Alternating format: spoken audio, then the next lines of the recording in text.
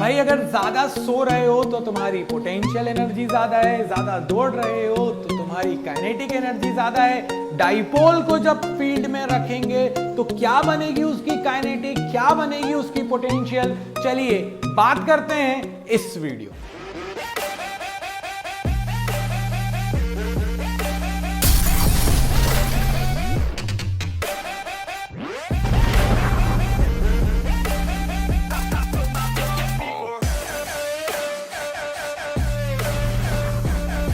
तो डेरिवेशन में आगे बढ़ने के पहले चलिए चलते हैं बाबा जी के बूटी सेक्शन में।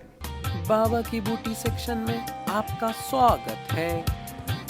यार इस वीडियो में ना मतलब इस डेरिवेशन में भी सबसे ज्यादा दिक्कत यह आती है कि बाबा जी वर्क डन जैसा डेरिवेशन है, मगर आप ये बताओ कि यहां पर थीटा 1 की वैल्यू 90 डिग्री क्यों ली है। तो यही बूटी आपको देना चाहता हूं। जैसे अगर कोई आपसे कहे कि कोई ऑब्जेक्ट एक हाइट h पर है तो उसके पास पोटेंशियल एनर्जी क्या होगी, आप कहोगे बाबा जी रुका हुआ है तो और हाइट h पर है रेफरेंस से, तो आप mgh बोलोगे। और अगर मैंने इसको छोड़ दिया और बेचारा ये जाकर टकराया ग्राउंड में तो क्या होने वाला है, तो जो पोटेंशियल एनर्जी है वो कहेगी कि भाई टोटल एनर्जी तो कंजर्व रहने वाली है। तो पोटेंशियल एनर्जी जो है वो कन्वर्ट होती चली जाएगी काइनेटिक में। पोटेंशियल कम काइनेटिक बढ़ेगी, पोटेंशियल कम काइनेटिक बढ़ेगी, और जब बस बिल्कुल टकराने वाली हालत होगी ना, पूरी की पूरी पोटेंशियल कन्वर्ट हो चुकी होगी काइनेटिक में, तो आप यहां पर काइनेटिक एनर्जी का मैग्नीट्यूड लिख सकते हो mgh। जब हाईएस्ट हाइट पर थे, रुके हुए थे, तो वहां पोटेंशियल एनर्जी मैक्सिमम थी, काइनेटिक एनर्जी 0 थी या मिनिमम थी। बट जब काइनेटिक एनर्जी मैक्सिमम हुई तो पोटेंशियल एनर्जी मिनिमम हो गई, यानी कि टोटल एनर्जी का सम कांस्टेंट है। अब आप कहोगे बाबा जी इससे इस डेरिवेशन का क्या लेना देना, तो देखो डेरिवेशन का क्या लेना देना है। जहां पर पोटेंशियल एनर्जी मिनिमम होती है उस पर्टिकुलर पॉइंट पर काइनेटिक एनर्जी मैक्सिमम होती है। अब एक बात बताओ, अगर तुमने किसी डाइपोल को इलेक्ट्रिक फील्ड में रखा और वो घूमने की कोशिश कर रहा है, तो वो सबसे ज्यादा उसके चांसेस अनस्टेबिलिटी के कब होंगे, जब वो 90 डिग्री पर होगा। क्यों? क्योंकि वहां पर टॉर्क मैक्सिमम होगा PE sin थीटा की वैल्यू 90 डिग्री, यानी कि टॉर्क हो जाएगा PE, यानी कि जब वो बिल्कुल 90 डिग्री पर होगा, यानी इस स्टेज पर होगा, तो उस स्टेज पर टॉर्क मैक्सिमम है। तो भाई जब आप बहुत तेजी के साथ टॉर्क लगाओगे तो घूमेगा कि नहीं घूमेगा? बिल्कुल घूमेगा, और अपने फुल ओमेगा के साथ घूमेगा। उसका अल्फा जो होगा वो सबसे ज्यादा होगा। क्यों?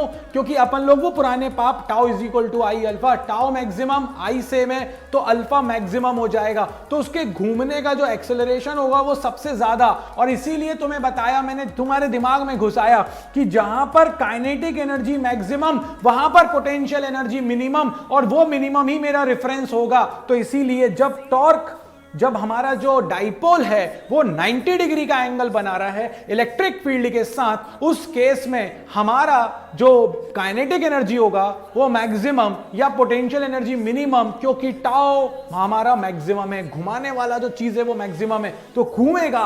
तो इसी का मतलब है कि रुकने वाली बातें नहीं कर रहे हैं, तो पोटेंशियल एनर्जी मिनिमम, और इसीलिए हम उसे बना देते हैं रेफरेंस। जब भी हम इलेक्ट्रिक डाइपोल के लिए बात करते हैं, मतलब 90 डिग्री वाली कंडीशन पर पोटेंशियल एनर्जी 0, टॉर्क मैक्सिमम है। इसीलिए अब आप जहां पर भी ले जाना चाहते हो फील्ड के साथ, जितने भी एंगल पे जो भी वर्क होगा वो वर्क, भाई जब 0 था, अब 0 से कम क्या करोगे ना, तो इसीलिए 0 था। अब जहां पर भी जाएगा काइनेटिक कम होगी, पोटेंशियल एनर्जी बढ़ जाएगी। अब जो भी वर्क होगा वो पोटेंशियल देगा, ना कि काइनेटिक, क्योंकि काइनेटिक तो अपने पीक पर आ चुकी है। इसीलिए जब हम इसका डेरिवेशन करते हैं, जो कि बिल्कुल सेम डायग्राम है, डिट्टो डायग्राम है, टॉर्क की तरह, वर्क डन की तरह, भाई electric field parallel lines equal distance पर, उसके बाद आपके पास आ जाएगा डाइपोल।